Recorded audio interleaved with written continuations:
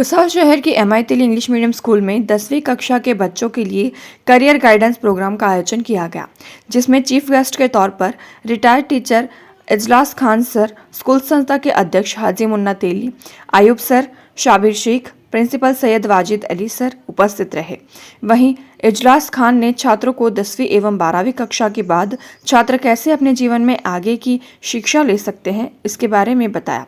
वहीं हाजी मुन्ना तेली ने छात्रों को मार्गदर्शन करते हुए कहा कि अपने जीवन में नौकरी मांगने वाला न बनते हुए नौकरी देने वाला बने। वह कहा कि अपने जीवन में माता पिता के सपनों को साकार करने के लिए कड़ी मेहनत करें। वह बताया कि इस वर्ष उनकी स्कूल एमआई तिल इंग्लिश मीडियम स्कूल में 11वीं कक्षा भी शुरू हो गई है, जिसके लिए सभी छात्र जल्द से जल्द एडवांस में एडमिशन कर सकते हैं। वहीं स्कूल प्रिंसिपल वाजिद सर ने सभी 10वीं कक्षा के छात्रों को आने वाले एग्जाम के बारे में जानकारी दी और उनके आने वाले उज्जवल भविष्य की कामना की। कार्यक्रम को सफल बनाने के लिए स्कूल प्रिंसिपल वाजिद सर और अन्य शिक्षक का बड़ा सहयोग रहा।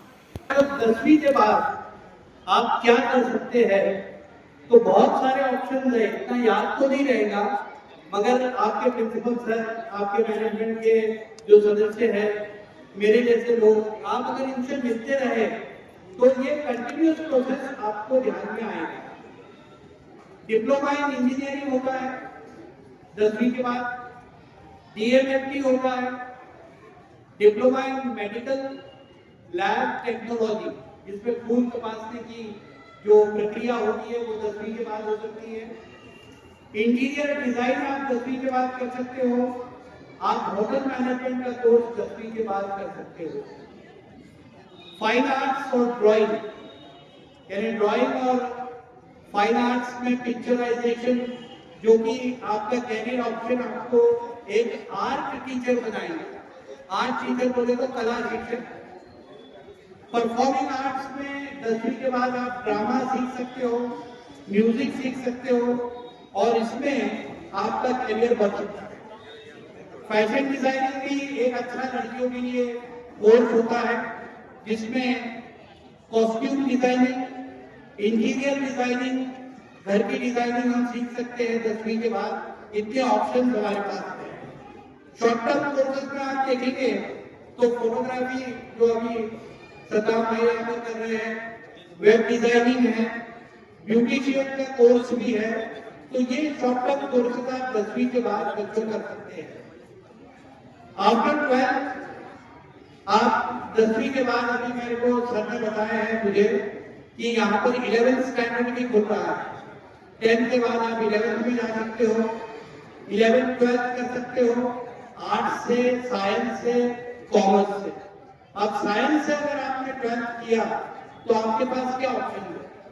साइंस के बाद अगर आप 12th करते हैं तो डीएड आप कर सकते हैं, जिसमें हमारे जैसे शिक्षक बनेंगे, प्रिंसिपल बनेंगे, टीचर्स बनेंगे। डिप्लोमा इन इंजीनियरिंग होता है 12th साइंस के बाद। उसके बाद इंजीनियरिंग का भी आपको चांस यहाँ पर मिलेगा, जिसको कहते हैं जेईई। आपने सुना होगा, ज्वाइंट एंट्रेंस टेस्ट। ये एनडीए कंडक्ट करती है, नेशनल टेस्टिंग एजेंसी, जो कि सरकार ने यहाँ पर बनाई है। तो आप उससे इंजीनियरिंग कर सकते हैं, बीएससी कर सकते हैं आप। और भी अगर बड़े कोर्सेज देखी जाए तो एक एनडीए करके संस्था है, नेशनल डिफेंस एकेडमी। ये नेशनल डिफेंस एकेडमी भारतवासी पूना में है। वहां से आप नेवी ज्वाइन कर सकते हैं, एयरफोर्स ज्वाइन कर सकते हैं, आर्मी ज्वाइन कर सकते हैं।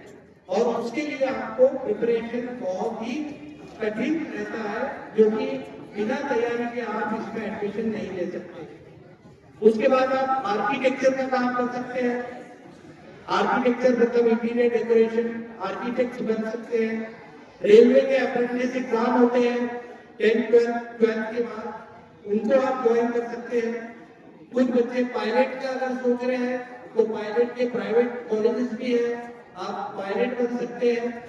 उसके बाद आपको अगर डॉक्टर बनना है तो डॉक्टर के लिए नीट का कोर्स होता है, national entrance and entrance test जो होता है, ये भी एनटीए कंडक्ट करती है। उसमें आपको एमबीबीएस करना है, आपको बीडीएस करना है डेंटल, उसके बाद होम्योपैथी करना है, उसके बाद फिजियोथेरेपी का एक कोर्स है, वो भी उसमें होता है, और आयुर्वेदिक मेडिसिन में भी आप जा सकते हैं।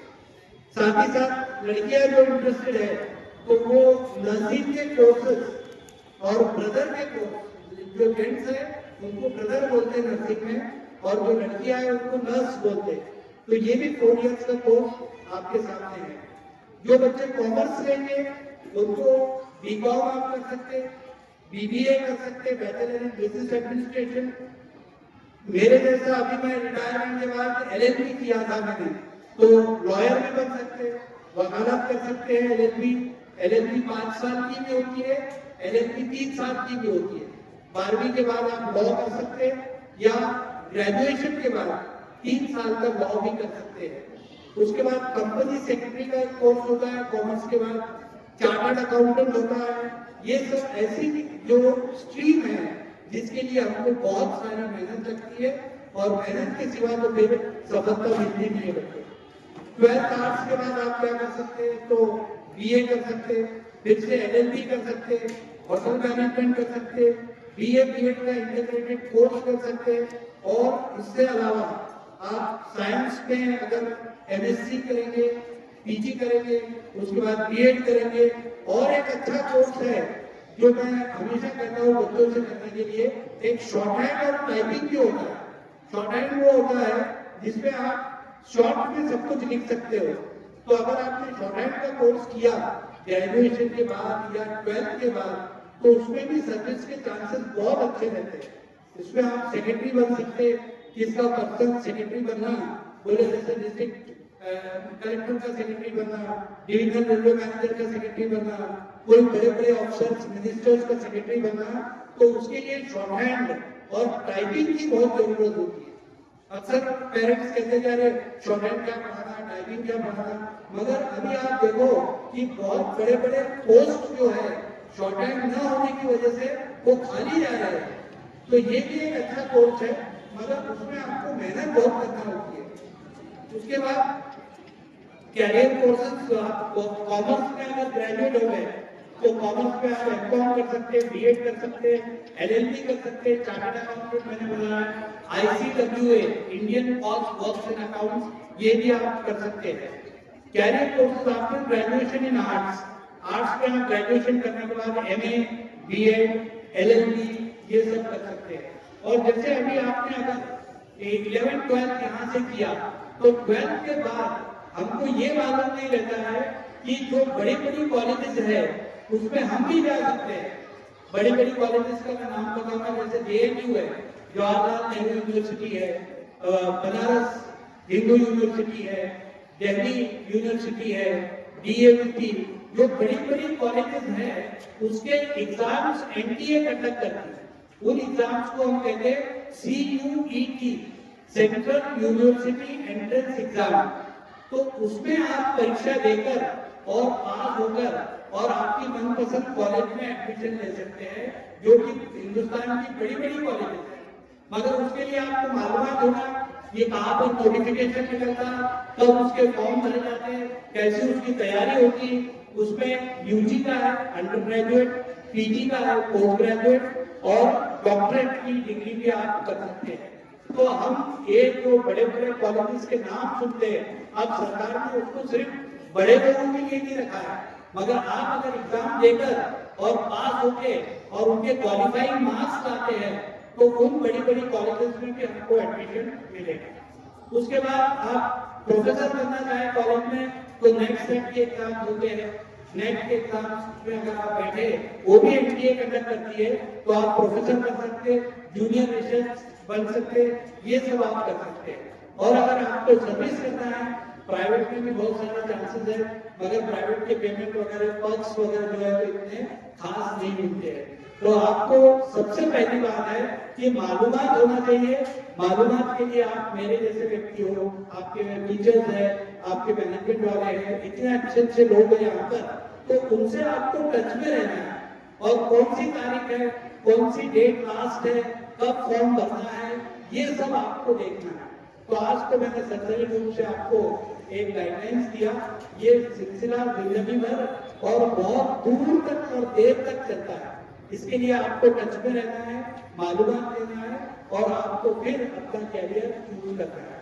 11th स्टैंडर्ड यहाँ पर भी खुल रहा है, इतना अच्छा मैनेजमेंट, इतने अच्छे टीचर्स, इतना अच्छा इदारा है। आप, मैं तो कहूँगा कि सब 11th यहीं पर ही एडमिशन लो ताकि आपका कैरियर और अच्छा बने। और अंत में मैं आपका फर्स्ट बोर्ड एग्जाम है, परीक्षा के लिए भी आप सबकी तरफ से आपको मुबारकबाद देता हूँ और आपका कैरियर उज्जवल हो, इसकी खुदा से दुआ करते हुए अपने इस शब्दों को पूर्ण विराम देता हूँ। जय हिंद, जय भारत। याद होगा कि आप लोग 3 साल की उम्र में बच्चे आपस में बात मत करोगे, अगर मेरी जिम्मेदारी मुझे बाहर जा सकता है। 3 साल की उम्र में, आज से 13 साल पहले आपके माँ बापों ने एक सपना देखा था। एक सपना ये देखा था कि हमारे बच्चे, हम तो हमारी जिंदगी में पढ़ नहीं पाए या वो तरक्की हासिल नहीं कर पाए, कुछ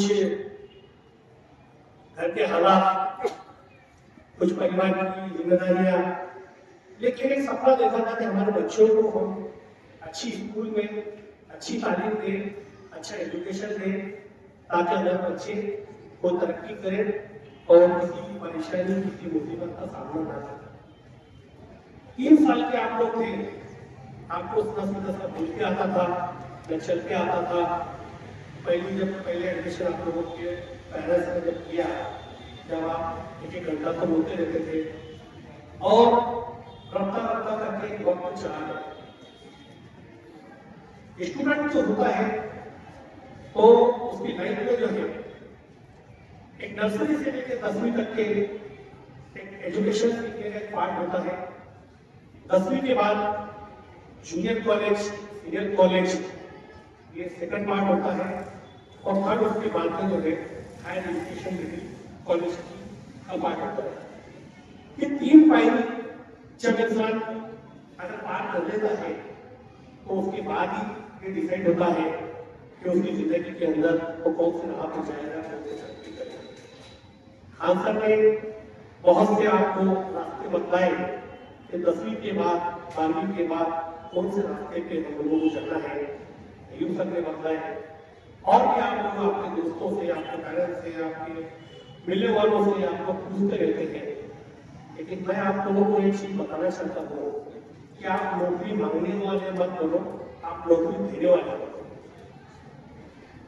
क्योंकि रिलायंस कंपनी के जो फाउंडर है धीरूभाई अंबानी, उनका नाम आप लोगों ने सुना होगा। पेट्रोल पंप के ऊपर डीएसएल पेट्रोल भरने के लिए, नौकरी मांगने के लिए वो 3 पेट्रोल पंप के ऊपर थे। 2 पेट्रोल पंप से उनको रिजेक्ट किया गया, नौकरी नहीं मिली। तीसरे पंप पर जब मतलब उनको नौकरी मिली और नौकरी मिलने के बाद में वो पहली गाड़ी के अंदर जब पेट्रोल भर रहे थे तो उन्होंने आसमान की तरफ नजर उठाकर ऊपर वाले से दुआ मांगी कि मुझे इस लायक बना कि मैं, उन्होंने क्या दुआ मांगी, पेट्रोल पंप का मैनेजर की मांगा, उन्होंने पेट्रोल पंप का मालक की मांगा। उन्होंने ये मांगा कि मैं ऊपर वाले को इस लायक बना कि मैं दुनिया के अंदर कोई ऐसी रिफाइनरी का मालिक बनूं ताकि हिंदुस्तान के सारे पेट्रोल पंप वालों को मैं मांग सकूं। उनका कहना था कि हमेशा कभी भी सोच रखेंगे तो ऊंची रखो, उससे मकाम तक पहुंचना है, ये तो आने वाला वक्त बताएगा, लेकिन सोच रखना है तो ऊंची रखो। मैं तो आप लोगों को ये बोलूंगा कि आप लोग नौकरी मांगने वाले मत बनो, बल्कि नौकरी देने वाले बनो। अपने आप को इतना काबिल बना लो कि ऐसे हजारों लोग आपके पीछे घूमे और आपकी तरक्की को सराहना करें। आप लोगों के माँ बाप ने आप लोगों को कितनी मुसीबतों से, कितनी परेशानियों से, कितना अपना पेट काट के और अपने अरमानों का गला घोट के और अपने सारे शौक, सारे ख्वाहिशें को दबाकर, 2 पैसा जमा कर आपका एजुकेशन के अंदर, आपको प्राइवेट स्कूल के अंदर डाला, इंग्लिश स्कूल के अंदर डाला, वो सिर्फ इसलिए डाला कि आप पढ़ के कोई छोटे मोटे काम करें या कोई पाव भाजी की दुकान लगाए या कोई आइसक्रीम की दुकान लगाए, तो गंगा की दुकान लगाए, इसलिए नहीं, बल्कि एक लायक बने ये एक सपना देखा। और जो इंसान सिर्फ अपने माँ बाप के अरमानों की कदर कर लिया, उनकी ख्वाहिशों की कदर कर लिया, अल्लाह की तरफ से तो बहुत बड़ी उसको मदद मिलती है। आप लोगों ने नर्सरी से लेकर 10वीं तक की जो भी एजुकेशन हासिल किया, मैं यहाँ पर मेरी प्यारी बच्चियां बैठी है, बच्चे बैठे हैं, सबको बोलना चाहता हूँ कि एक बचपन का एजुकेशन था, लेकिन अब जो एजुकेशन आ रहा है आपका समझदारी का एजुकेशन आ रहा है। अपने दिल और दिमाग में से ये ख्याल निकाल दो कि 10वीं का बोर्ड का एग्जाम जब होगा, जब हम आपको पता नहीं कोई हमको चिट्ठी ला के देगा, ये चिट्ठी ला के देगा और उसके ऊपर हम पेपर लिखेंगे, ये बाजू वाला क्या लिख रहा है वो देखकर हम लिखेंगे, या पीछे वाला क्या लिख रहा है वो देखकर हम लिखेंगे। बिल्कुल दिमाग में से नेगेटिव थिंकिंग निकाल दो, क्योंकि आपने नर्सरी से लेकर 10वीं तक के जो आपको टीचर ने पढ़ाया है, जो सिलेबस आपको पढ़ाया है, वही सिलेबस में से ही क्वेश्चन आने वाले हैं और उसी का आंसर आप लोगों को लिखना है। आपको कोई पड़ोसी के मुल्क की कोई चीज नहीं लिखना है, आपको जो आपने पढ़ा वही लिखना है। लेकिन होता क्या है कि हम लोग जो डिपेंड होकर आते हैं, जो 10 साल हम लोग पढ़ के आते हैं, वो हम दिमाग में से निकाल देते हैं। हम सिर्फ दिमाग में एक नेगेटिव सोच, नेगेटिव थिंकिंग रखते हैं कि कोई चिट्ठी आसानी से लाके देगा और हम पढ़ लेंगे। ये सरासरी एक बेईमानी होगी, एक चोरी होगी, या और ये जो है इंडिया का खराब होना होगा। जहां पर बेईमानी चोरी का दिमाग में अगर आप थिंकिंग रखेंगे, वहां पर आपको अच्छा जो आपने पढ़ा है वो भी आपके दिमाग में से निकल जाएगा, और पीछे वाले ने जो गलती करी वही गलती आप आपके पेपर में करेंगे, और अच्छा पेपर पढ़ने लिखने वाले बच्चे भी नापास फेल हो जाते। तो बराए मेहरबानी आपके दिमाग में से आप निकाल दो कि आपको और 10 दिन का टाइम है, आपके टीचरों के पास बैठो, आप छुट्टियां मत बनाओ, आप लोग फालतू वक्त मतलब बर्बाद मत करो। ये तो आपका एक इम्तिहान का टाइम है, जो इतने सालों से आपको मेहनत करी, जो इतने सालों से आपके पेरेंट्स आपको स्कूल में भेजते थे, मार मार के नींद में उठा के भेजते थे, खेलने को आपको मना करते थे, ट्यूशन भेजते थे। ये सारी चीजें जो आपके आपका वक्त की कुर्बानी जो दी है, उसका सिला लेने का वक्त है बोर्ड का एग्जाम और गवर्नमेंट का एग्जाम होते हैं।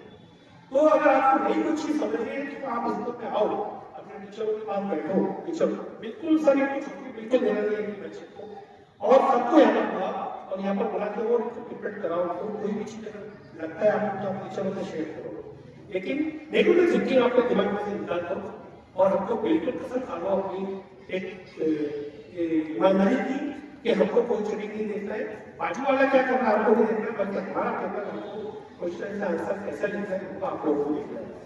यहाँ पर एक चीज बड़ी अफसोस के साथ बोलना पड़ता है कि तकरीबन 120 बच्चे यहाँ पर मतलब क्लास के अंदर है, लेकिन आप लोगों को बोला गया था कि आपके पेरेंट्स को साथ में लेके आना। मुझे लगता है कि बड़ी मुश्किल से 20 बच्चों को लेकर पेरेंट्स को लाया है। 100 बच्चे, एक तो मुझे नहीं लगता है कि इसके 2 रीजन है, एक तो आपके माँ बाप को फिक्र जिन्होंने नहीं लाया वो आपके माँ बाप को अपनी फिक्र नहीं है, या दूसरा मतलब आप लोगों ने जानबूझ के अपने माँ बाप को मना करा और आगे नहीं किया। ये 2 चीजों के रिजल्ट अलग अलग कुछ बच्चों के हो सकते हैं। आप लोगों को क्या लगता है कि यहाँ पर हम लोग कुछ बुलाते हैं कुछ सिखाने के लिए, कुछ समझाने के लिए बुलाते हैं। आप लोगों को कमाई हमको नहीं खाना है, आप लोगों को सर्विस लगाकर आप चंदा नहीं लेना है। हम तो ये चाहते हैं कि जिस 1 महीने से डेढ़ को हमने जो बनाने की कोशिश किया है, हमारे स्कूल के स्टाफ टीचर लोगों ने कोरोना के पीरियड में आप लोगों को ना बीमारी को देखते हुए ना अफवाह को देखते हुए यहाँ पर आकर और ऑनलाइन आपको मैसेज भेज कर मतलब मोबाइल पर आपको पढ़ाने की कोशिश किया है। तो हम तो ये चाहते हैं कि हमारे स्कूल का पढ़ने वाला हर बच्चा तरक्की करे, हर बच्चा एक अच्छा स्टूडेंट बने, एक अच्छा इंसान बने, लेकिन आप लोगों को बिल्कुल फिक्र नहीं है। मुझे ऐसा लगता है इसलिए 2-3 मरतबा हम लोगों को जब 10वीं का सजा करता है तो बड़े दुख के साथ बोलना पड़ता है कि बच्चों की इतनी शरारत कर दी जाए कि इसका कोई फर्क उसके है कि आप लोग वैसे सोच के नहीं है, आपके पेरेंट्स वैसे सोच के नहीं है। आप लोगों के आपके पेरेंट्स को कि आपको ऐसी ही स्कूल के अंदर पढ़ना है कि जहाँ पर पढ़ाई रेगुलर हो, जहाँ पर मतलब है हमारे फ्यूचर का कुछ डेवलपमेंट हो, हमको कुछ आगे के एजुकेशन का कुछ तो भी हमारे दिमाग में साफ हासिल हो कि हम आगे चलकर मतलब उसको कैश कर सके, हमारा फाउंडेशन मजबूत हो।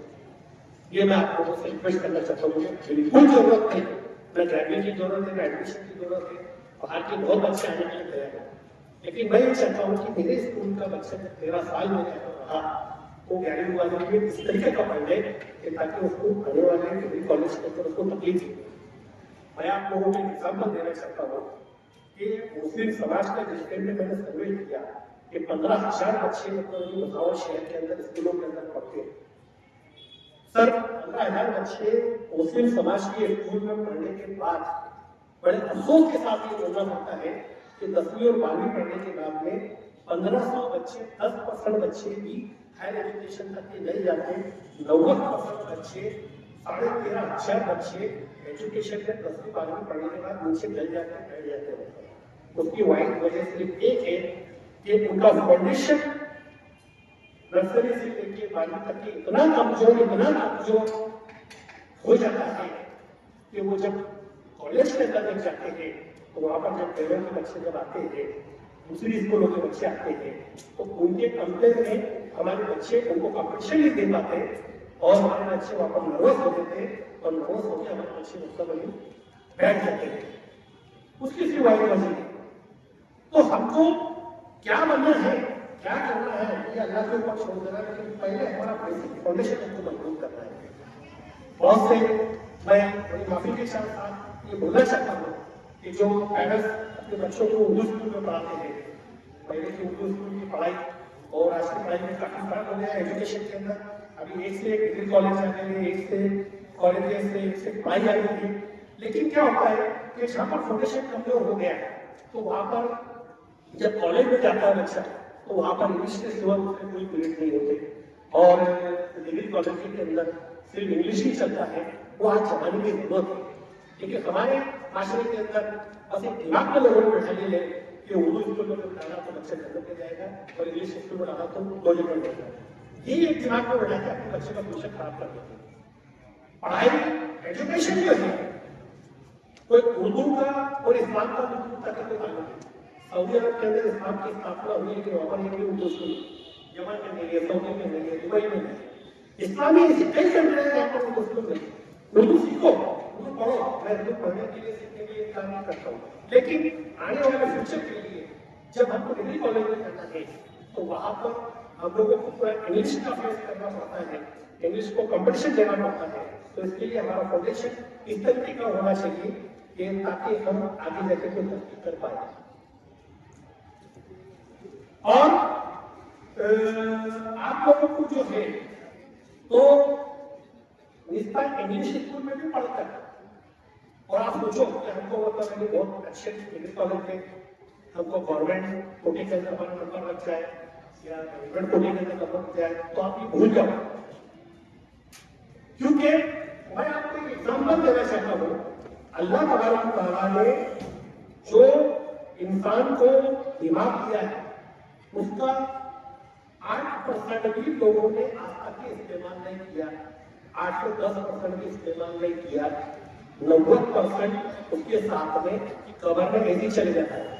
वो करना ही नहीं चाहता, वो सोच ही नहीं पाता कि मुझे क्या करना है, मुझे आगे वो सोचता ही नहीं।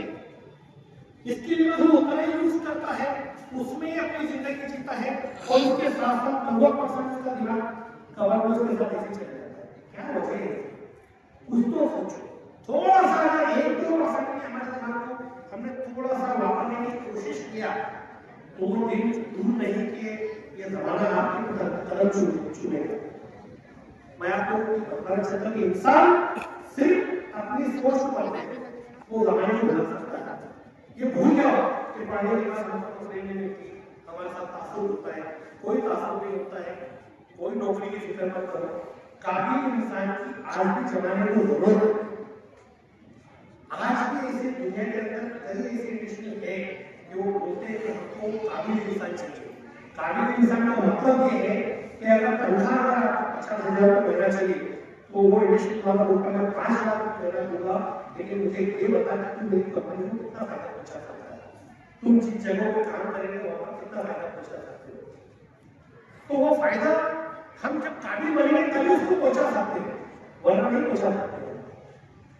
तो जितने भी डिग्री कॉलेज जो ये है, चाहे वो डिग्री डॉक्टर हो या जज की परीक्षा हो या जो भी कुछ है, ये कॉलेजों के अंदर आपको एडमिशन करने के लिए आपके परसेंटेज काउंट करते हैं, आपको सीट का एग्जाम देना पड़ता है, आपको अगर टाइप के एग्जाम आते हैं तो एग्जाम से बाहर निकलना पड़ता है।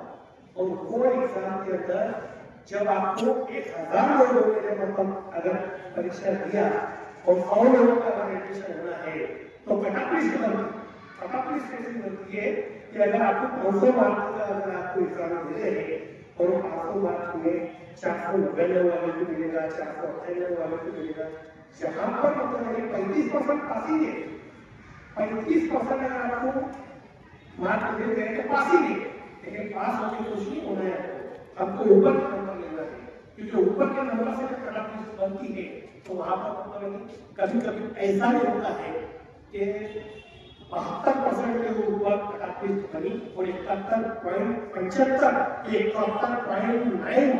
हमारे मार्क थे और इतने से परसेंट आधा परसेंट से कम हमारे मार्क कम मिलने की वजह से हमारा बदल गया। आज अभी भी कुछ नहीं निकला, अभी तो सिर्फ पहली पायरी है आपकी, 10वीं पास करना, ये तो सिर्फ एक पायरी चल रहा है। अब इसके बाद आपकी आईआईटी मंजिल शुरू होगी, अभी भी कुछ नहीं मिला। अगर आपको ईमानदारी से और एक रिजल्ट रखकर अगर आप लोगों ने सोचा तो यकीनन मैं आपको यकीन दिलाना चाहता हूँ कि ऐसे ये हमारे समाज में, हमारे सोसाइटी में, हमारे स्कूल में बच्चे जिनको कुछ तलाशी ये और यहाँ बैठे हुए पेरेंट्स को मैं बोलना चाहता हूँ कि वाकई में आपके बच्चे बहुत होते हैं, इनको तलाशने नहीं दे रहे।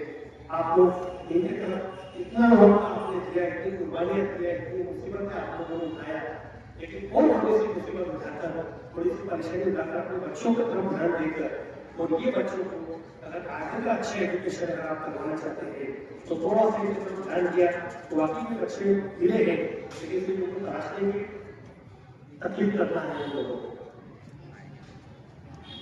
तो यहाँ पर बैठे हुए सभी बच्चों को, सभी पेरेंट्स को मैं मुबारकबाद देता हूँ और मैं ये आप लोगों की अपेक्षा रखता हूँ कि सेटअप हम लोग शब्द नहीं वापरेंगे, आपको तस्वीर का सेटअप मिलेगा, लेकिन फैमिली में आपको एडमिशन करना है। या अगर आपकी नजर के यहाँ से कोई अच्छी स्कूल है, अच्छा कॉलेज है, तो वहाँ पर आप करो। मैं आपको जरूर ये नहीं बोलूँगा मेरे स्कूल में करो, लेकिन ऐसी कोई बस्तर स्कूल में एडमिशन मत करो कि जहाँ पर मतलब आपका फ्यूचर खराब हो, आपकी तरक्की को मतलब बिल्कुल भी होता जाता है। क्योंकि गलतियां आप करते हो और दोष दूसरों को देते हो, तो दोष देने वाला मत करो, गलतियां मत करो। अच्छी पढ़ाई करने के लिए आप अच्छा कॉलेज चॉइस करो कि जहाँ पर मतलब आपकी आगे का फ्यूचर अच्छा है।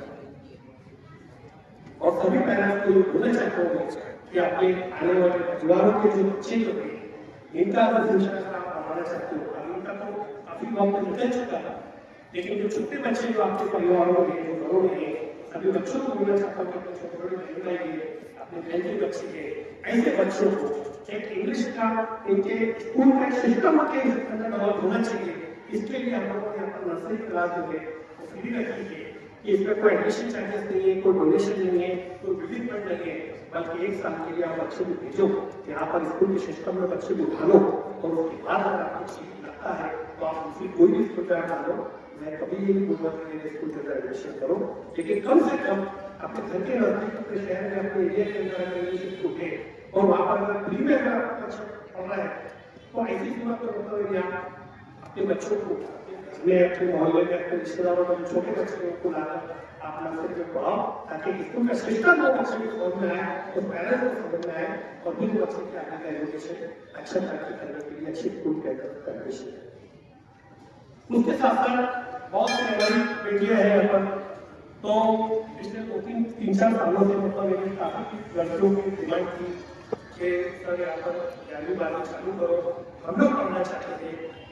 दूसरे स्कूलों में जब हम दूसरे कॉलेज में हम जाते हैं तो वहाँ पर एक मुद्दे को लेकर, एक सिस्टम को लेकर, एक तहजीब को लेकर हमारे साथ मुझे भाव होता है, तो इसलिए एक इंग्लिश स्कूल हम लोग पढ़ने के लिए 11वीं-12वीं के लिए दूसरी तरफ जाना पड़ता है। ये वीडियो के तरफ देखकर और आप लोगों ने हमारे मैनेजमेंट में, हमारे टीचर स्टाफ ने सबने डिसीजन लिया कि अपने बच्चे हैं और ये दूसरों के दरबारे में जाते हैं और इनके साथ जब पूजा भाव होता है तो कुछ चीज को ध्यान रखते थे। हम अपने स्कूल के अंदर यहाँ पर 11वीं-12वीं चालू करें और वो सोच रखकर इस साल से जूनियर कॉलेज में कैटेगरी वाले हम लोग यहाँ पर शुरू कर रहे हैं। मैं पेरेंट्स को भी रिक्वेस्ट करना चाहता हूँ, अपने बच्चों को भी रिक्वेस्ट करना चाहता हूँ, अगर आपको जिंदगी के अंदर अच्छी तरक्की करना है तो आपके बच्चों को आप एडमिशन कराओ, और अगर आपके बच्चों को तरक्की नहीं कर रहे हैं तो बिल्कुल मैं तो दूसरी को स्कूल में मत डालो, उसको काम दे देना, क्योंकि आने वाला जमाना जो है वो टेक्नोलॉजी का जमाना आने वाला है।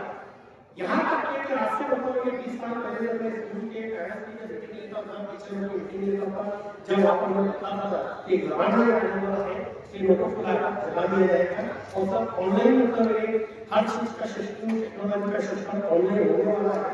और वो उस टाइम पे एजुकेशन की इतनी जरूरत पड़ेगी कि अगर किसी को मतलब भीख भी मांगना है, किसी को चंदा भी मांगना है, तो उसको भी मतलब जो है बारकोड के थ्रू उसको ऑनलाइन मांगना पड़ेगा। तो ऑनलाइन जब मांगेगा जब उसको समझेगा, जब मांगेगा। तो यहाँ से शुरुआत मैं करता हूँ कि अगर अपने बच्चों को अगर भीख भी मंगाना है, कोई अगर मांगने वाला है तो वो उसके बच्चे को आगे अगर वो चाहता है कि बच्चे को भीख मांगना आना चाहिए। कई लोग हमारे प्रधान मांगने में आते हैं, चंदा मांगने के लिए, चंदा मांगने के लिए बोलते हैं कि हमारा चाहिए, वो लोग काम धंधा अच्छा काम धंधा छोड़ के प्रधान मांगने में भीख मांगने के लिए आते हैं। तो क्यों आते हैं? तुम्हें कमर पापा में हो सकते हैं, मैं उनको समझाता हूँ कि आप आगे की जमाने में और भीख मांगना, लेकिन अपने बच्चों को पहले इंग्लिश पढ़ाओ, उनको इंग्लिश आना चाहिए, ऑनलाइन भीख मांगाओ, ऑनलाइन भीख मांगना तो भीख भी मांगना है तो आप अपने बच्चों को एजुकेशन दिलाओ। जिस टाइम पे बच्चा आपका मतलब इंग्लिश पढ़ लेगा, जिस टाइम पे आपका बच्चा एजुकेशन हासिल कर लेगा, उस टाइम पे उसको खुद समझ में आएगा कि मुझे भीख मांगना है, किसी को मतलब देने वाला बनना है। अल्लाह तआला ने जिस वक्त कुरान की पहली आयत इस दुनिया के अंदर उतारी, ऐ लोगों एजुकेशन हासिल करो, ऐ लोगों तालीम हासिल करो, अरब से लेकर चीन तक अगर आपको जाना है तो आप जाओ, लेकिन तालीम हासिल करो। अल्लाह ने ये नहीं बोला नमाज पढ़ने का हुक्म पहले नहीं दिया, ज़कात देने का हुक्म पहले नहीं दिया, हज करने का हुक्म पहले नहीं दिया।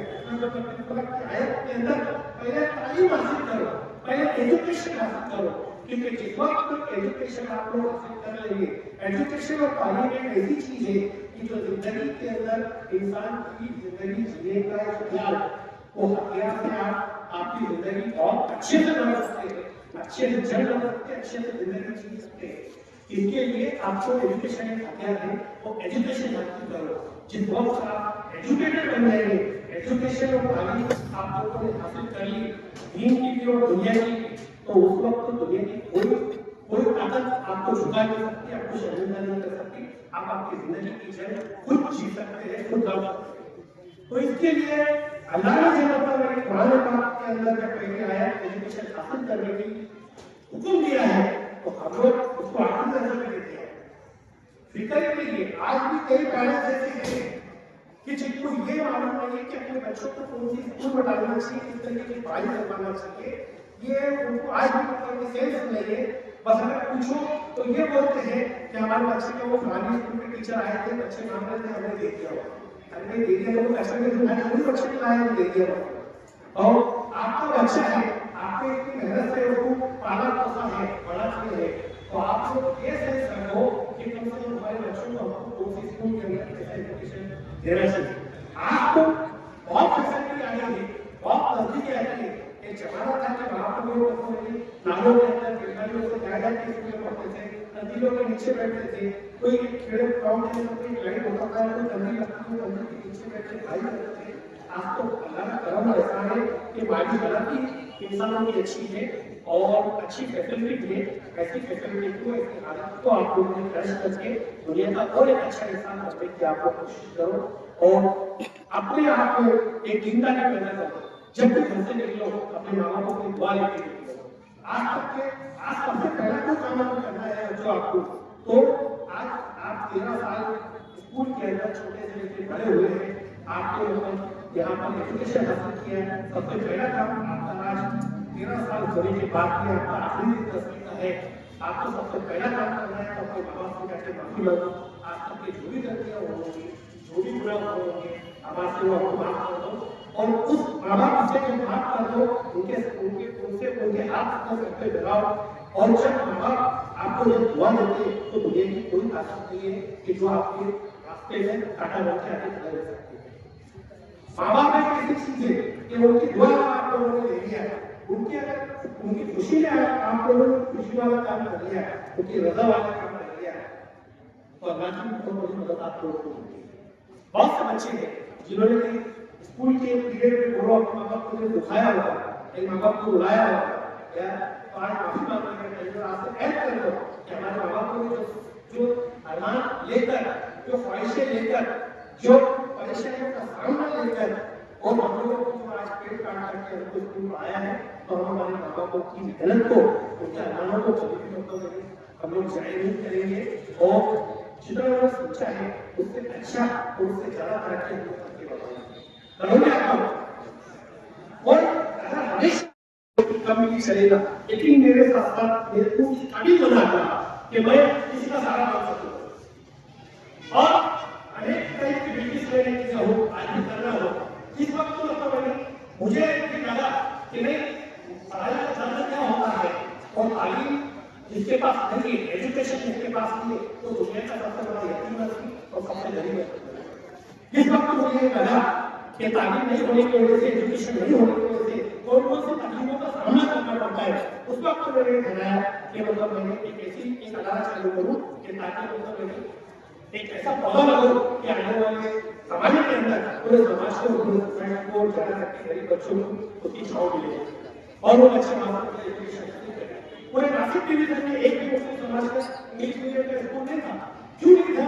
क्योंकि इंग्लिश मीडियम के स्कूल के अंदर ऐसे पढ़ाई आती थी, ऐसे पढ़ाई आती थी, ऐसे कुछ लोग मतलब नहीं उसको पूरी नजर से देखते थे कि इसलिए वापस चालू नहीं करना था।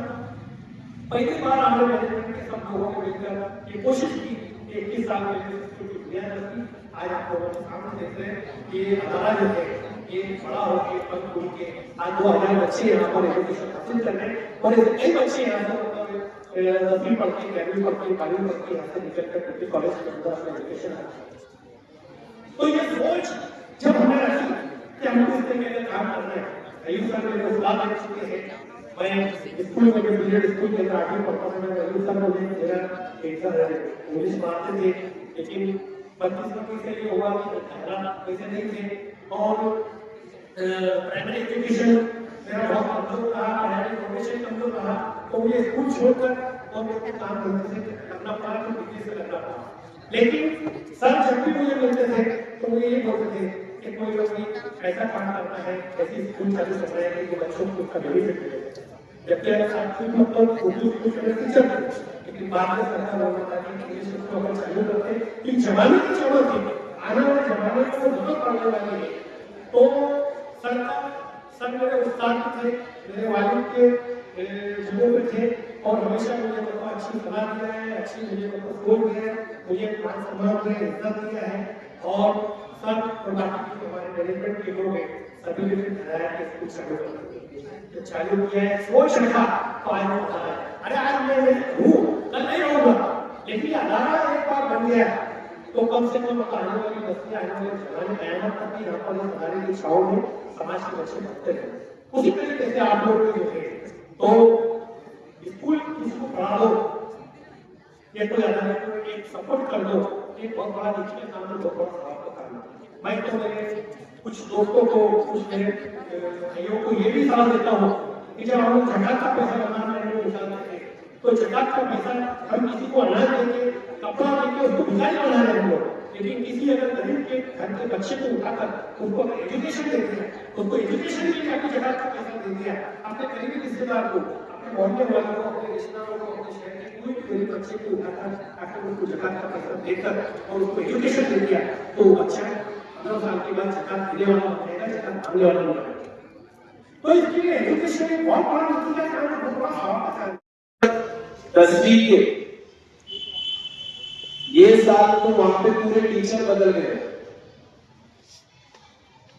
तो आप लोग, आपके पेरेंट्स भी यहाँ पर हैं, कोई भी ऐसी हरकत ना करे कि वहां पर जाए या कुछ करे, क्योंकि सभी सीसीटीवी में रिकॉर्डेड होने वाला है और बहुत स्ट्रिक्ट होने वाला है। 12वीं के एग्जाम चल रहे हैं उस तरह से स्ट्रिक्ट, और आने वाले साल में तो इससे भी ज्यादा स्ट्रिक्ट होने वाला है कि टीचर्स में अभी ये साल उन्होंने टीचर्स को सेंटर बदले, आने वाले साल में स्टूडेंट पूरे मिक्स कर देने वाले हो और कोई भी बच्चा कोई भी स्कूल में जाए उसको कोई भी सेंटर मिले। तो प्रिपरेशन आपका इस तरह का है, मैं आपको बता दिए, सभी ने बड़ों बता दिए कि आप में इतने गट्स हैं। और मैं सब पेरेंट्स के सामने मीटिंग में भी बोला हूं कि बच्चे नर्सरी से जब पढ़ रहे हैं अपने स्कूल में तो इनके अंदर इतनी एबिलिटी है कि इजीली पास होंगे। और आज अगर आप जो भी परसेंटेज देंगे तो ये परसेंटेज से जवाब पड़ेगा अगर आप सेल्फ करोगे तो। इसलिए कोई भी चीटिंग, कोई भी ऐसी हरकत करके अपने आप को भी डिबार ना करे, या कोई भी ऐसी हरकत बाहर भी ना करे, अंदर भी ना करे, क्योंकि अपने यहाँ पे सभी नॉन मुस्लिम टीचर्स आने वाले सेक्टर में। तो मैं आपसे सबसे पेरेंट्स भी बोल रहा हूँ और इसी के वास्ते मैं आपको बोल रहा हूँ कि जैसे आप आने वाले साल में 10th को इंशाल्लाह, मैं इतनी गारंटी मैंने पिछली मीटिंग में भी दिया पेरेंट्स के कि मुझे गारंटी है कि बच्चे पास हो जाएंगे, लेकिन जो कुछ अगर फालतू चीज में लगे, अगर वो सेल्फ करेंगे तो पास हो जाएंगे, ये मुझे गारंटी है। आप अगर आपका सेल्फ की पढ़ाई करने कर लेंगे तो आप पास हो जाएंगे सब के सब। क्योंकि हम लोग के पास जो 20 मार्क्स है उसमें मैक्सिमम मार्क्स में रखा हूं यहाँ से। अब आपको लेना है वहां पे 80 में से ओनली 25, 22 और वो मार्क लेना कोई आसान नहीं है, बिल्कुल आसान है। तो आपको क्वेश्चन प्लस आंसर वही भी नहीं आता है, तो पहले तो आप चीटिंग के बिल्कुल भरोसे में ना रहे। दूसरी बात, 11th में अंदर अपने स्कूल का एडमिशन शुरू कर रहे हैं हम लोग, मतलब अभी मार्च के अंदर या फरवरी के अंदर आपको जैसे लगे आप प्री कर सकते हैं अपना एडमिशन। बिकॉज यहाँ पे हम लोग लिमिटेड सीट 2 क्लास रख रहे हैं साइंस के लिए सिर्फ। इसके अंदर हम लोग साइंस के लिए एडमिशन कर रहे हैं, तो आप अपना यहाँ पर प्री बुकिंग कर सकते हैं। दूसरी बात मैं आपको इसमें बोल रहा हूँ 11th में आने वाले उसमें और भी हार्ड हो जाएगा। उसकी वजह यह है कि गवर्नमेंट बहुत स्ट्रिक्ट कर रहा है पढ़ाई को लेके, पढ़ाई के ताल्लुक से लेके सिलेबस बदल रहा है, पैटर्न बदल रहा है। तो मेरे सभी के पेरेंट्स से भी रिक्वेस्ट है कि आपके बच्चों को आप गाइडेंस करें कि पढ़ाई के ऊपर फोकस करें। और अब जो मौका मिला है, अभी जो 8-10 दिन बाकी एग्जाम 24 को पहला पेपर है मराठी का, अभी जो 8 दिन हमारे पास है, ये 8 दिन में फोकस करके सिर्फ घर पे हर सब्जेक्ट का एक पेपर सॉल्व करें। रोज के मैंने 2 पेपर आपको बोला था, अभी भी अगर आप सॉल्व कर लेंगे तो मुझे गारंटी है कि उसमें से नियर अबाउट 60 मार्क्स का पेपर वही रिपीट होता है। वो मकाम आप बनाओ कि आपके बाप को आपकी वजह से खत्म महसूस हो, बाकी बात की वजह से चलेंगे। ये हमारी स्कूल का एक छोटा सा प्रोग्राम है। मैं डायरेक्ट मुद्दे पर आता हूँ। अल्लाह ने हमें पैदा किया, इसमें जो बच्चों में जो स्किल है वो उसकी जिंदगी में तुम इस्तेमाल करें।